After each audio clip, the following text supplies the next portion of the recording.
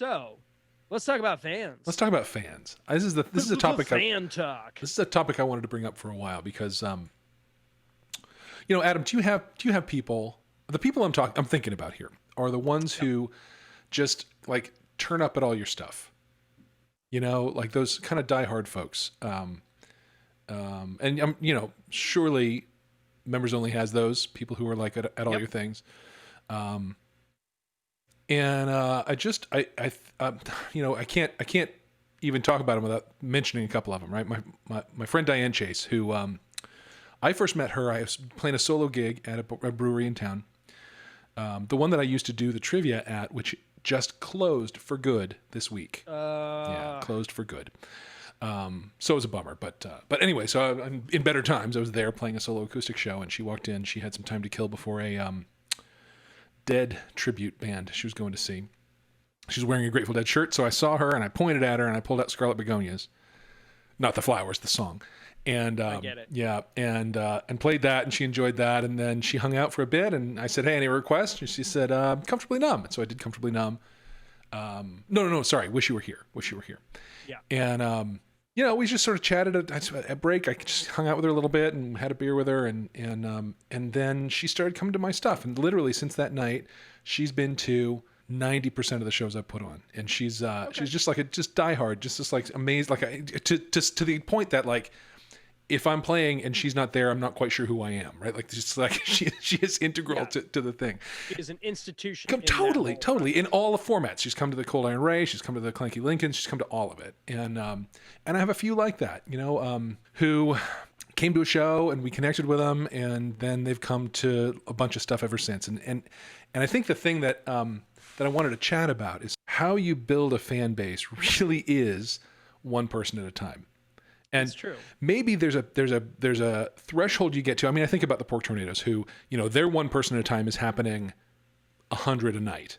Exponentially. Right? There's like a level, but it's still one person at a time, falls in love with what you do, comes to all your stuff. And it's a very, a fan sort of connecting themselves with a performer is a very personal and a very one-on-one kind of phenomenon. Absolutely. And so the thing is that what could our strategies be for nurturing that, developing that, turning that one person into 10, into 100? Well, especially right now where totally personal connection is hard. Yeah. It's almost impossible when you trying to figure that out with where you can't really like be with people. Yeah. And there's value to it. Even the live streams I've done, Diane's been at those. Michael Rubin's been at those. Penny DePaz has been at those. Like my regulars, my people have been the people that have been there reliably at my live streams. Yeah. So that feeling, that connection survives pretty much anything. And I'm friends with them now. I know their kids. I've been to Diane. She's heavy duty into tie dyeing. She's a total deadhead. So she's a tie dyer, and she her nickname now is Tie Diane. Oh, I get it.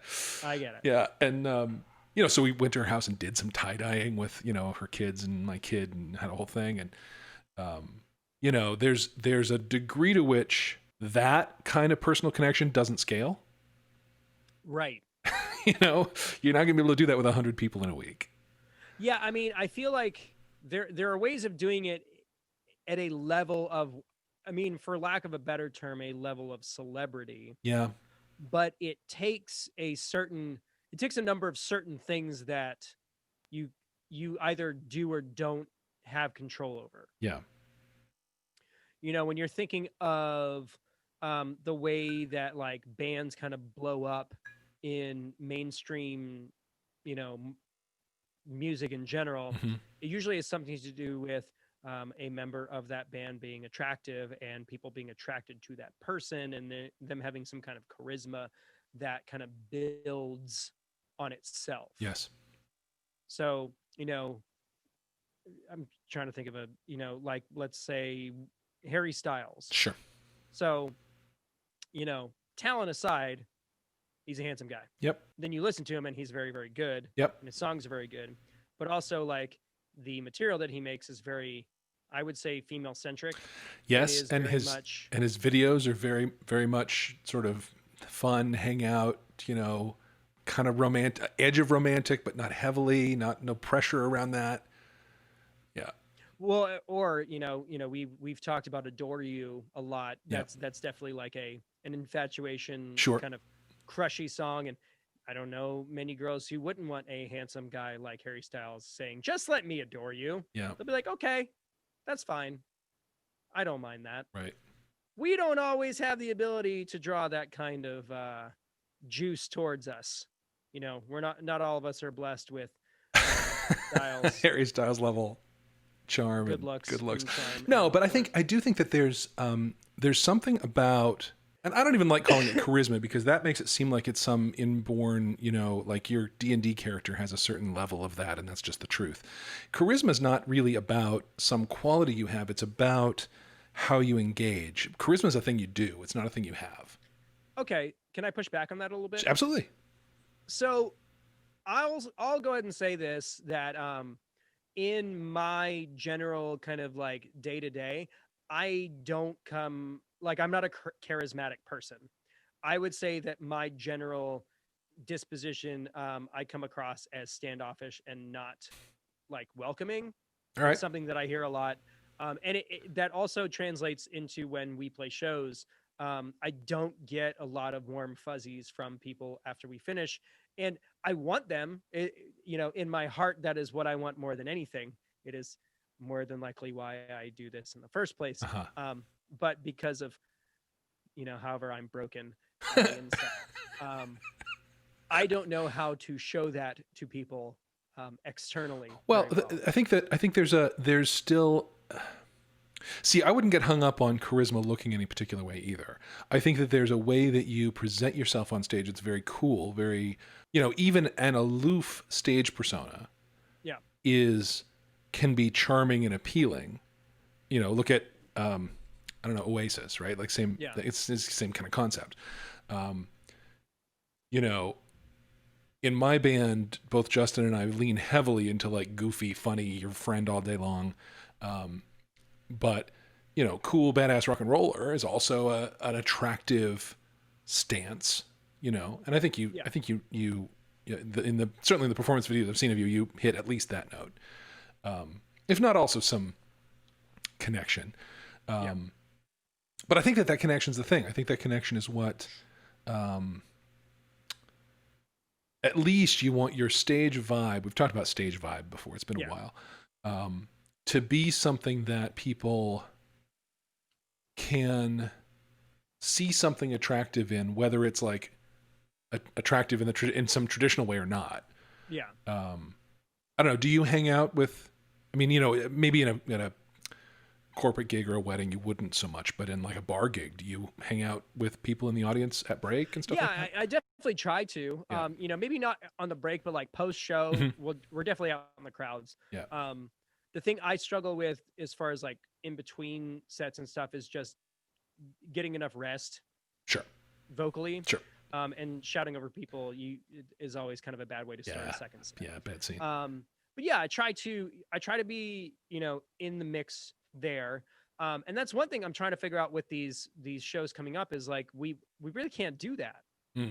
We can't go out and share that kind of connection. I'm just trying to figure out the best way to like be out there and at least get people's information and stuff. And one of the things that I was actually thinking about that we might be able to utilize are the guitar picks. There you go. Yeah. So you can, people like say, hey, how do I get in touch with you? Well, you give them one of these with the QR code and say, hey, here's all of our stuff. Oh, another thing that I did this week, it wasn't we, because I ended up having to do all of it, right, is I revamped a lot of Members Only's website because some stuff hadn't been working. And I was like, oh, you've got to update to the latest version of WordPress because it's a WordPress site. Right. And I tried to do that. It's like, well, you can't do that because you don't have the latest version of PHP. I'm like, well, how do I do that? It's like, well, apparently you do that on GoDaddy's site. So I had to go on GoDaddy's site and back up my website and update the PHP so I could go and then update WordPress so I could then go and update Divi, which is the builder on WordPress that we built the site on. Right. And then I redid all of our graphics on our navigation bar. Cool. So those are all like uniform and kind of dolled up. So if you go to membersonlyatl.com, you can see some of the some of my handiwork. It took me 3 days in like bugging a total web dev stranger that I found on like a marketing group to help me figure it out. But that's another one of those fun, if you can't hire somebody, do it yourself, and feel like you want to kill yourself. Sure. At the end of it. Yeah, absolutely. But yeah, so but being able to connect with people that way, because it's just going to be hard to do that one-on-one thing, IRL. Yeah, right now it's impossible. So one thing that I was talking to you about was, well, how do you do that right?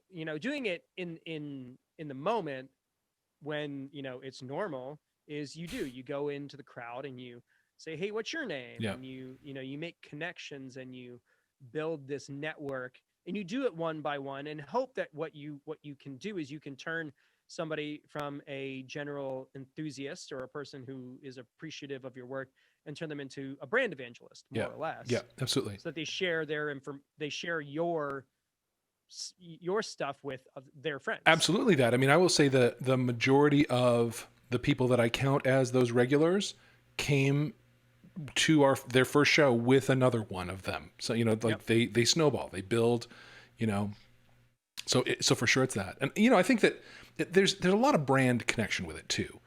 We have made in the Clanky Lincolns a very deliberate choice to be a brand that is fun, friendly, relatable, fun to hang out with.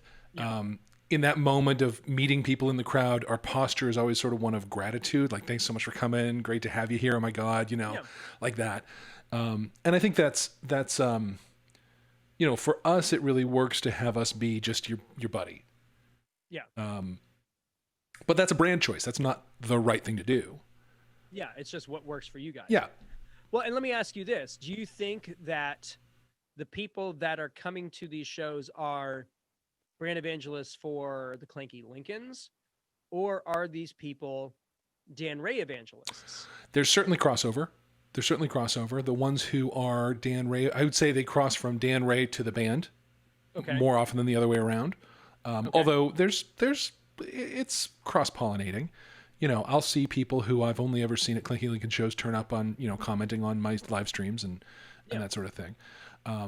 I wouldn't say it's particularly one or the other. I think there are a lot of ways in. But part of the thing with the position of being your buddy and your friend and personal relatedness stuff happening at our show is that it ends up being personal.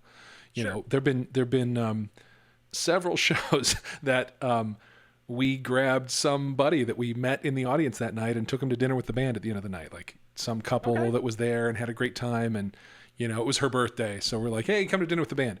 And, those ones come back. The minute you've kind of wrapped your arms around someone that significantly, not that I'm saying you need to be, whatever, a band slut or something, like that's a little, I mean, that needs, it needs to feel authentic. Yeah, exactly. No, you couldn't do that as a strategy. Yeah. That would be really weird. But there've been times when like we found ourselves out at the diner at the end of the show with like the band and the wives and these people, and it's fun. It's great. And then they are lifers. Yeah. So, I mean, I think what I was trying to kind of like point to is that, does this pour over from band marketing to personal branding? And so you're kind of, a part of you benefits from being in the quote unquote Dan Ray business. Sure. And so, the conversation that we had with Finn a couple of weeks back really kind of knocked a few things loose for me. Mm-hmm. I was always, and this is apparently an outdated mindset, and that's fine. I've been on social media for 20 years now at this point. Is that, you have your band accounts and you have your personal accounts, and they don't necessarily do the same thing. Yeah. What I found is that over the past few years, I post to my personal account less and less, and post to my band and podcast and those accounts more and more. But what I'm finding out is that, in order for people to know what you do, you kind of have to find a way to it needs to be more of like a central radiating, source of information. Yeah. And so in my case, I really needed to start talking about what I do with my immediate, network of people, Mm-hmm. because I've intentionally not done that. But what happens is then you have a bunch of people that go, "Oh, you're in a band," or "Oh, you have a podcast," who I know like intimately as a person. Yeah. So I have completely turned that whole model around. And if you follow me on Facebook and Instagram, you're going to see a lot more cross pollination and stuff. Because I mean, the fact of the matter is that I am doing a lot of work, and now I think more people know about it. Yeah. Which can only be a good thing. Yeah. Now, tell me, I haven't asked you about this. Yeah. The change to your social handle. Yes. That happened in the last week. Do you want to say a little something about that? So yeah, up and like literally since I got an Instagram account, my name has been Adam J Music, because that's what I was trying to posit myself as. Yep. But if you are looking at that from a personal branding standpoint, I'm not just a musician. It was a thing that very much defined my personality Mm-hmm. and what I have done for the past 15, 20 years. However, over time, that doesn't necessarily show it doesn't show the full picture. So I opted to change it to my name. And, unfortunately for people with common names like Adam Johnson, it was already taken. Yeah. So I have my entire name, first, middle, and last, which oddly enough wasn't taken. And I know another Adam Patrick Johnson, like in my immediate circle of friends. Wow. So yeah, it's a very common name. That's interesting. Dan Ray. There are a lot of Dan Rays in the world, but I don't know any of them like socially. Yes. I worked at the same organization as this person. We drove the same car when I started. It was super bizarre. Wow. So in my case, it just felt like, again, looking at the way that Finn handles his business. So his handle on like social media, as far as like his YouTube channel and all that stuff in his website, is the Punk Rock MBA. Yeah. But he doesn't have the Punk Rock MBA Instagram account. It's a Finn McKenty Instagram account. Right. And so everything radiates from his central personal brand Mm-hmm. out to all of these other things. And so if you're going to try to use your skill set, your know-how, your body of work, it is better to do that from, as yourself than as some sort of disconnected a personal entity. It's better to go, no, this is me. I do this. This is what I make. And by the way, I do other things too. Exactly. And I don't have to worry about doing, it's not that like, if you don't follow my other accounts, I'm still posting to the members only account. I'm still posting to the Cover Band Confidential account. Sure. I'm just also posting a lot of that stuff to my personal account. Yeah. And, because I've got this massive like log of content, I can kind of creatively cross-pollinate and pull stuff that I may have posted a couple months ago on a different account to the one that I'm on right now. And just it's a more sustainable method of content creation and curating your social media profile. Yeah. So very cool. Yeah, it was just more a matter of kind of getting out from, not painting myself into a corner. Yeah. Yeah, it's good. It's good. So yeah. Cool. All right. Well, I think my parting thought about fans is the best stance you can take about people is to love them and to connect with them, and Yes. and I recommend it. It's more fun than the alternative, and ends up producing the kind of connection that we're there to have as musicians anyway. So, Yeah. And it's really rewarding when that connection persists longer than a night. It's been months with a lot of these people, coming up on years actually. Yeah. And it's great to have them in my life, and it's great to know that they're reliable to show up at my stuff, and to love it and to give me great feedback. It's not good and bad. They are not shy. When I was doing the acoustic karaoke stuff, these were my regulars. These were my people who were there every time. Diane always did. Me and Bobby McGee was our tune for that, and Zombie. She was big on Zombie too. Nice. Back when we were doing that stuff. So. Well, and another way to think about this, we if we're going from like a digital kind of mindset to like a real world mindset, like they're your patrons. Yeah. Yes. These are people who are actively supporting you in the work that you're doing. Absolutely. No doubt whatsoever. Absolutely right.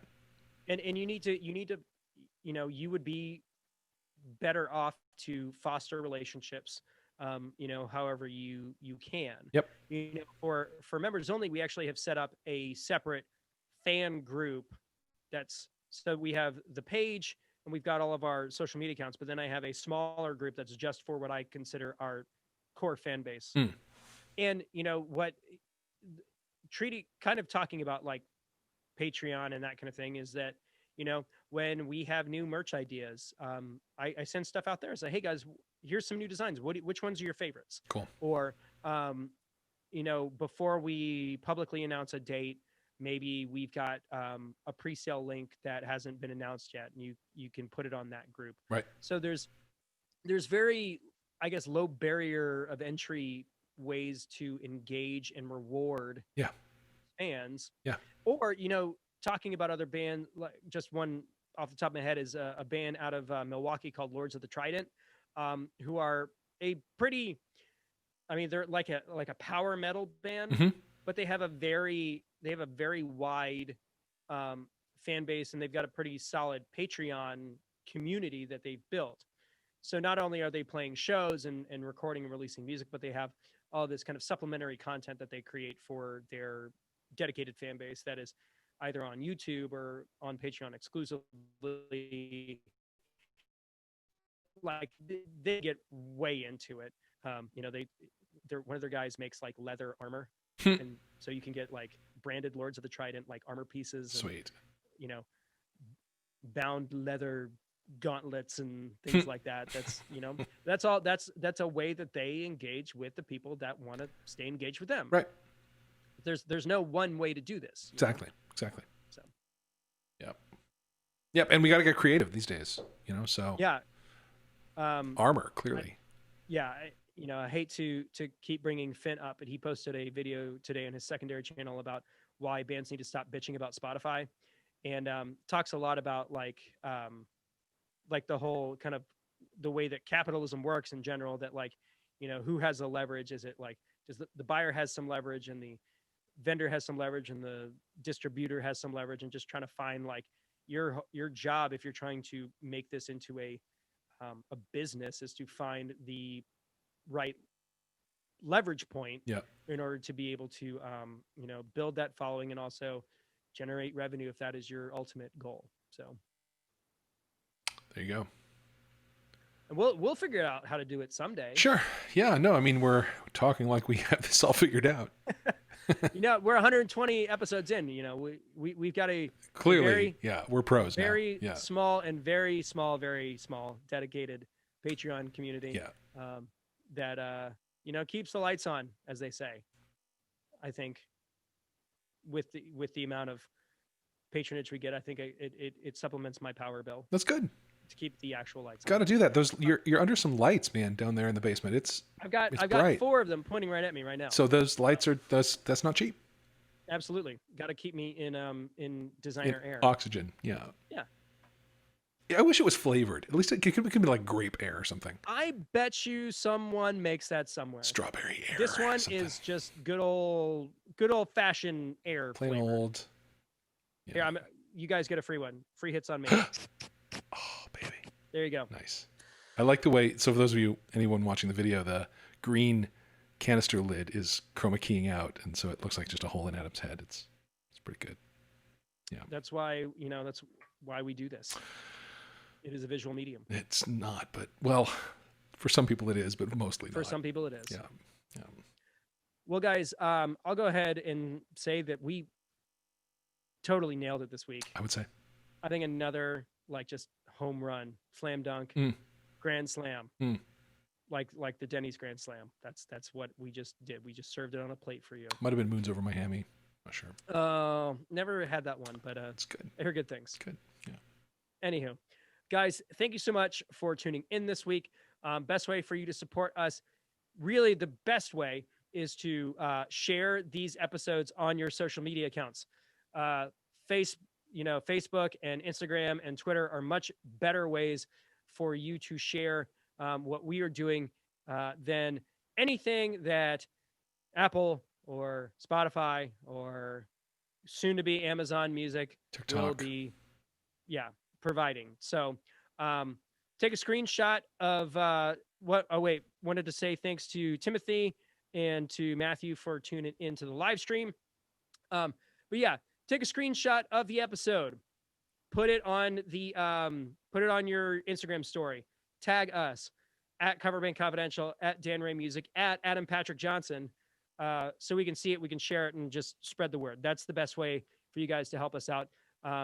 If you want to do other things, you can do the things that Dan is about to tell you what to do. I am. But otherwise, I'll go ahead and call it for this week. Thank you guys for tuning in. Once again, from Atlanta, Georgia, I am Adam Johnson. From Greensboro, North Carolina, I'm Dan Ray. You've been listening to the Cover Band Confidential Podcast, episode 120. Have a great week.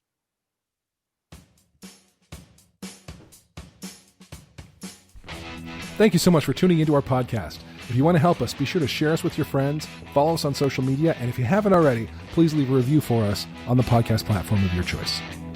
Facebook.com/CoverbandConfidential, Instagram at CoverbandConfidential, and Twitter at CoverbandConfid. If you have any questions, please email us at coverbandconfidential@gmail.com, and consider supporting us on Patreon, patreon.com/CoverbandConfidential. And for more info, check out www.coverbandconfidential.com.